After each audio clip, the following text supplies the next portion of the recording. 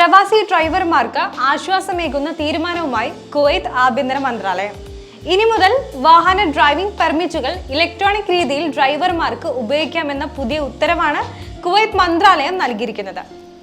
രാജ്യത്തെ വിവിധ സ്ഥാപനങ്ങളിലുടനീളമുള്ള ഡ്രൈവിംഗ് പെർമിറ്റുകൾ പരിശോധിക്കുന്ന പ്രക്രിയ കാര്യക്ഷമമാക്കാനും ഉദ്യോഗസ്ഥരുടെയും ഭരണപരമായ നടപടിക്രമങ്ങൾ ലഘൂകരിക്കാനും താമസക്കാരായ ഡ്രൈവർമാരുടെ സൗകര്യം വർദ്ധിപ്പിക്കാനും വേണ്ടിയാണ് പുതിയ അംഗീകാരം ലക്ഷ്യമിടുന്നത്.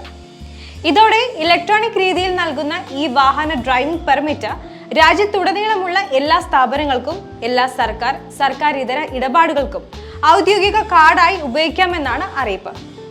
നേരത്തെ ഇലക്ട്രോണിക് ഡ്രൈവിംഗ് പെർമിറ്റുകൾ തിരിച്ചറിയൽ കാർഡായോ മറ്റ് പരിശോധനാ സമയങ്ങളിലോ നൽകാനായി അംഗീകരിക്കപ്പെട്ടിരുന്നില്ല. പ്രവാസികളെ സംബന്ധിച്ചിടത്തോളം ഇത് വലിയ പ്രതിസന്ധിക്ക് കാരണമായിരുന്നു. എന്നാൽ പുതിയ പ്രമേയം നിലവിൽ വന്നതോടെ ഇനി മുതൽ ഇലക്ട്രോണിക് സംവിധാനം ഉപയോഗിക്കാമെന്നതിന്റെ ആശ്വാസത്തിലാണ് കുവൈത്തിലെ പ്രവാസികൾ. പുതിയ നിയമം പ്രാബല്യത്തിൽ വന്നതോടെ ഇനി മുതൽ ഡ്രൈവിംഗ് പെർമിറ്റിന്റെ ഫിസിക്കൽ കാർഡ് നൽകുന്നതിന് പകരം മൈ ഐഡന്റിറ്റി സഹൽ ആഭ്യന്തര മന്ത്രാലയത്തിന്റെ മൊബൈൽ ആപ്ലിക്കേഷനുകൾ വഴി ലഭിക്കുന്ന ഇലക്ട്രോണിക് ഡ്രൈവിംഗ് പെർമിറ്റുകൾ തെളിവായി നൽകിയാൽ മതിയാവും.